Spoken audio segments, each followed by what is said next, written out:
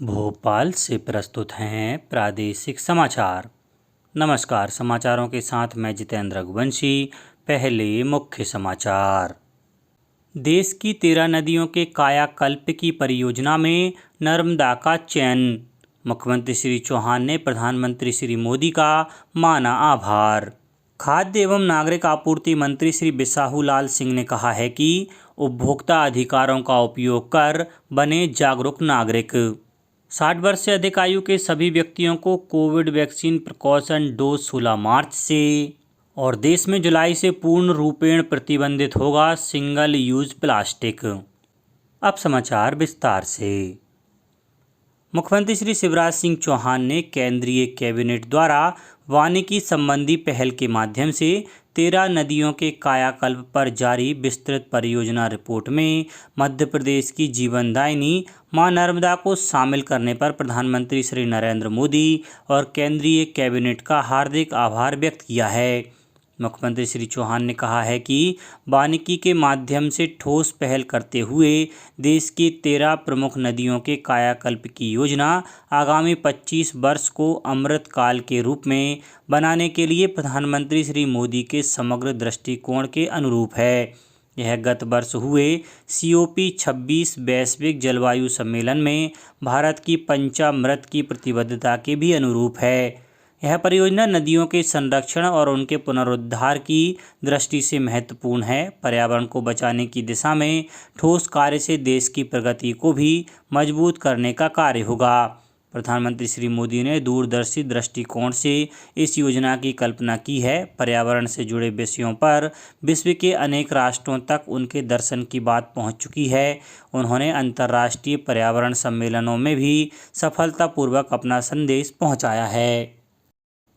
राज्यपाल श्री मंगूभाई पटेल ने कल दमोह जिले के प्रसिद्ध जैन तीर्थ स्थल कुंडलपुर पहुंचकर भगवान आदिनाथ बड़े बाबा के दर्शन किए। उन्होंने पूजा अर्चना कर प्रदेश की जनता की खुशहाली के लिए कामना की और श्रद्धालुओं का अभिवादन किया। राज्यपाल श्री पटेल का मंदिर ट्रस्ट के पदाधिकारियों द्वारा प्रतिमा और पुस्तक भेंट कर स्वागत किया गया। राज्यपाल श्री पटेल ने कुंडलपुर के प्राथमिक स्वास्थ्य केंद्र का निरीक्षण कर स्वास्थ्य व्यवस्थाओं को देखा। उन्होंने PSC में पदस्थ चिकित्सक और कर्मचारियों को मरीज के लिए बेहतर सुविधाएं उपलब्ध कराने और जिम्मेदारी के साथ दायित्व निर्वहन के निर्देश दिए। CMHO डॉक्टर संगीता त्रिवेदी ने बताया, स्वास्थ्य केंद्र में गांव और आसपास की बस्ती के लोगों को OPD सेवा का लाभ मिलता है। खाद्य एवं नागरिक आपूर्ति मंत्री श्री बिसाहूलाल सिंह ने कहा है कि विश्व उपभोक्ता दिवस मनाने का मुख्य उद्देश्य उपभोक्ता के रूप में नागरिकों को प्राप्त अधिकारों के प्रति जागरूक करना भी है। खाद्य मंत्री श्री सिंह मंगलवार को Kushabhau Thackeray international convention centre में विश्व उपभोक्ता दिवस पर आयोजित कार्यक्रम को संबोधित कर रहे थे। उन्होंने कहा कि उपभोक्ता दुकानदार को भुगतान करने के बाद स्वयं को कमजोर और असहाय न समझे। उपभोक्ता अपनी शिकायत जिला स्तर से सुप्रीम कोर्ट तक कर सकते हैं। खाद्य मंत्री श्री सिंह ने कहा कि खरीदी गई वस्तु की गुणवत्ता, मात्रा, क्षमता एवं मूल्य संबंधी शिकायतों के बारे में उपभोक्ता को जानकारी का अधिकार है। उपभोक्ता सेवा संबंधी शिकायतों के लिए 50 लाख रुपए तक जिला उपभोक्ता आयोग, 50 लाख से 2 करोड़ रुपए तक राज्य उपभोक्ता आयोग एवं 2 करोड़ रुपए से अधिक के मामलों में राष्ट्रीय उपभोक्ता आयोग में शिकायत दर्ज करा सकते हैं।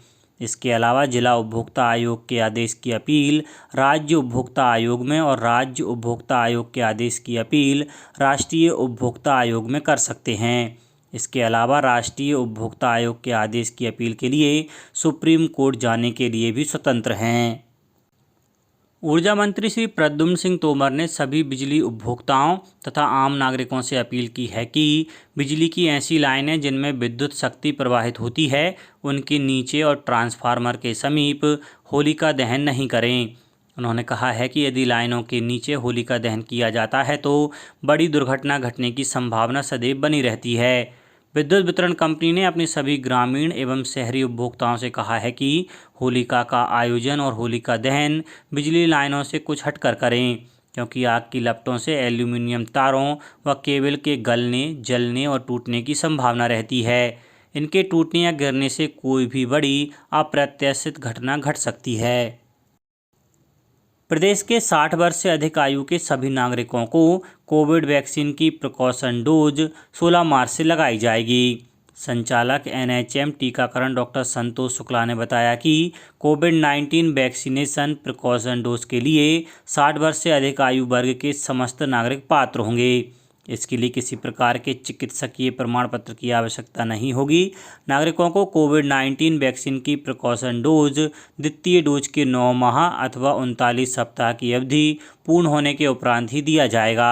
साथ ही प्रिकॉशन डोज के रूप में वही वैक्सीन दी जाएगी जिस वैक्सीन का द्वितीय डोज दिया गया है। वैक्सीन के लिए पंजीयन प्रक्रिया पहले की तरह ऑनलाइन एवं ऑन साइट रहेगी। प्रिकॉशन डोज सभी शासकीय स्वास्थ्य संस्थाओं में संचालित कोविड-19 टीकाकरण केंद्रों पर निःशुल्क लगाया जाएगा।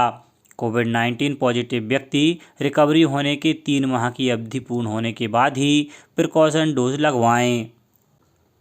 राज्य निर्वाचन आयोग द्वारा त्रिस्तरीय पंचायतों के आगामी निर्वाचन के लिए 1 जनवरी 2022 की संदर्भ तिथि के आधार पर फोटो युक्त मतदाता सूची के वार्षिक पुनरीक्षण 2022 का कार्यक्रम जारी कर दिया है। मतदाता सूची का अंतिम प्रकाशन 25 अप्रैल को किया जाएगा। सचिव राज्य निर्वाचन आयोग श्री BS जामोद ने जानकारी दी है कि फोटो युक्त प्रारूप मतदाता सूची का ग्राम पंचायत एवं अन्य विहित स्थानों पर सार्वजनिक प्रकाशन 4 अप्रैल 2022 को किया जाएगा। दावा आपत्ति केंद्रों पर दावे आपत्ति 11 अप्रैल तक अपराह्न 3 बजे तक लिए जाएंगे। दावे आपत्तियों का निराकरण 16 अप्रैल तक किया जाएगा। फोटो युक्त अंतिम मतदाता सूची का ग्राम पंचायत एवं अन्य विहित स्थानों पर सार्वजनिक प्रकाशन 25 अप्रैल 2022 को होगा। आयुष राज्य मंत्री श्री रामकिशोर कांवरे ने कहा है कि आयुष विभाग की सेवाएं जन सामान्य को आसानी से उपलब्ध हो सकें, इसके लिए विभागीय वेबसाइट को अधिक से अधिक कारगर बनाए जाने की ज़रूरत है। उन्होंने वेबसाइट में जन आकांक्षा के अनुरूप समय समय पर अपग्रेड किए जाने पर भी जोर दिया।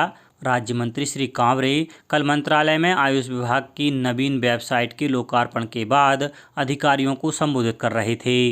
राज्य मंत्री श्री कांवरे ने कहा कि नवीन वेबसाइट से विभागीय गतिविधियों में और अधिक पारदर्शिता आ सकेगी। उन्होंने वेबसाइट के जरिए आयुष के क्षेत्र में नवाचार और नवीन शोध को प्रोत्साहित किए जाने के निर्देश दिए। क्रिप्स के अधिकारियों ने राज्य मंत्री को वेबसाइट के विभिन्न पहलुओं से अवगत कराया। वेबसाइट में न्यू टेक्नोलॉजी और आकर्षक यूज़र इंटरफेस का प्रयोग किया गया है।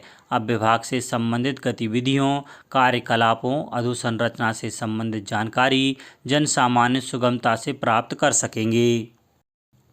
पर्यटन, संस्कृति और धार्मिक न्याय एवं धर्मस्व मंत्री सुश्री उषा ठाकुर और चिकित्सा शिक्षा मंत्री श्री विश्वास सारंग ने राज्य संग्रहालय में डॉक्टर साधना गंगराड़े द्वारा लिखित पुस्तक मन का मोगरा का विमोचन किया। यह पुस्तक पारस्परिक रिश्तों, पर्वों, परंपराओं, संस्कारों, जीवन मूल्यों और सामाजिक ताने बाने पर आधारित ललित निबंधों का संकलन है। मंत्री सुश्री ठाकुर ने कहा कि जिस तरह साहित्य समाज का दर्पण होता है, उसी तरह नारी समाज के मूल्यों को सहेजती है। नारी ही समाज के आदर्श और मूल्य भावी पीढ़ी को सौंपती है।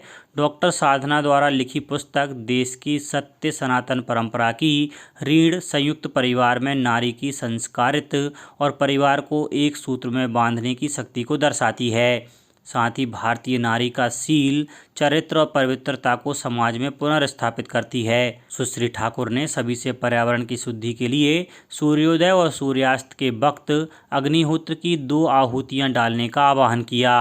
उन्होंने कहा कि गाय के गोबर, घी, अक्षत और गुड़ के अग्निहोत्र से उत्पन्न औषधि युक्त धुआं पर्यावरण के प्रदूषण और हानिकारक जीवाणुओं को समाप्त करेगा। मंत्री सुश्री ठाकुर ने आज़ादी का अमृत महोत्सव पर सभी से आग्रह किया कि अपने अपने घर की बैठकों में वीर महापुरुषों, वीरांगनाओं और क्रांतिकारियों के चित्र लगाएं। ये चित्र घर के सदस्यों में चित्त का निर्माण कर सद्गुणों का संचार करेंगे। संपूर्ण देश में वर्ष 2022 में सिंगल यूज प्लास्टिक का उपयोग पूर्ण रूप से समाप्त करने का लक्ष्य निर्धारित किया गया है। केंद्र तथा राज्यों से इस संबंध में सतत संपर्क बनाए रखते हुए क्षेत्रीय स्तर पर बैठक की जाएंगी। इन बैठकों में राज्यों द्वारा साझा किए गए अनुभव और योजनाओं के क्रियान्वयन के आधार पर केंद्र शासन द्वारा सिंगल यूज प्लास्टिक उन्मूलन के लिए रोड मैप तैयार किया जाएगा।